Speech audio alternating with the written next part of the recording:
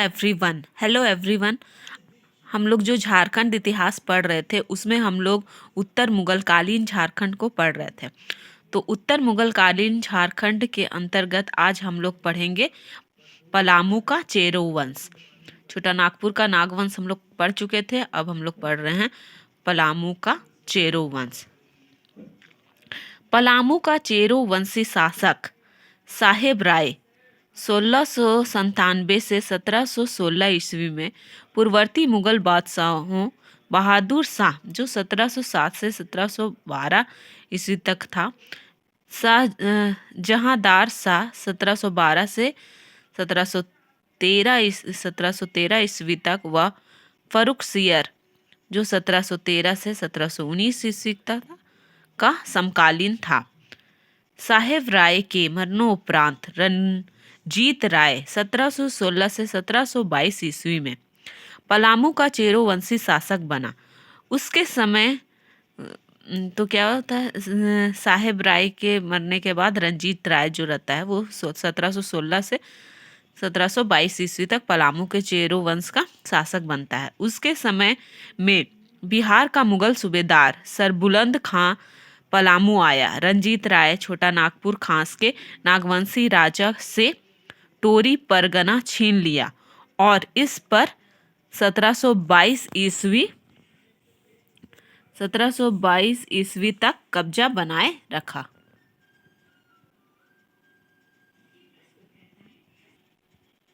Next point है रंजीत राय के एक संबंधी जयकृष्ण राय जो 1722 से 1770 ईस्वी तक था ने रंजीत राय को हराकर मार डाला और पलामू का राज्य हथिया लिया।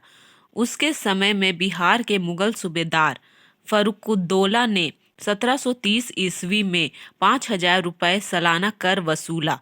1733 ईस्वी में बने बिहार के नायब सूबेदार अलीवर्दी खां ने अपने झारखंड अभियान के दौरान पलामू के चेरो वंशी शासक जयकृष्ण राय के लिए 5000 रुपये सालाना कर निर्धारित किया और पलामू से कर वसूली का भार टेकारी के राजा सुंदर सिंह को सौंपा।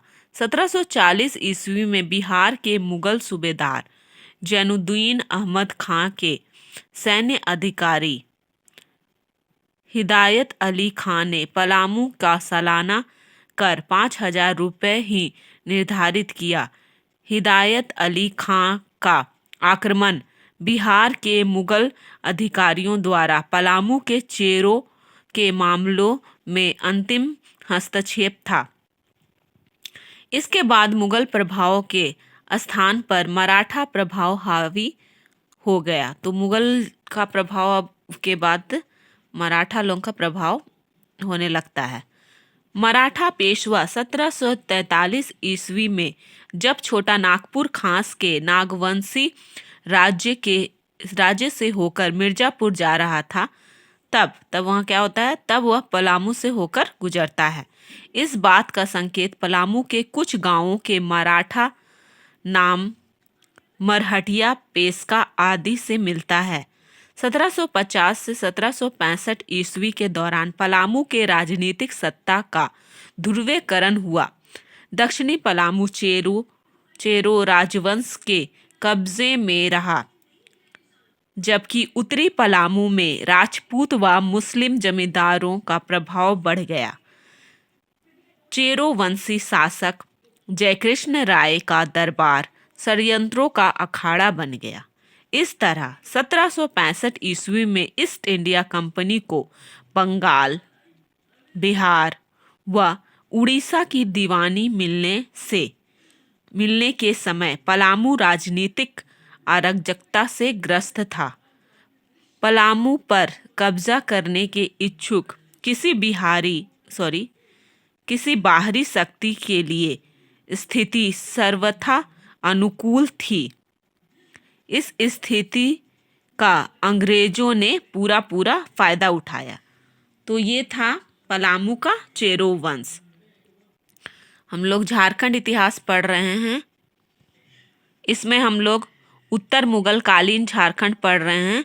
तो आज हमने पढ़ा उत्तर मुगल कालीन झारखंड के अंतर्गत पलामू का चेरो वंश। अब नेक्स्ट में हम लोग पढ़ेंगे सिंहभूम का सिंह वंश। तो तब तक के लिए बाय बाय, थैंक यू।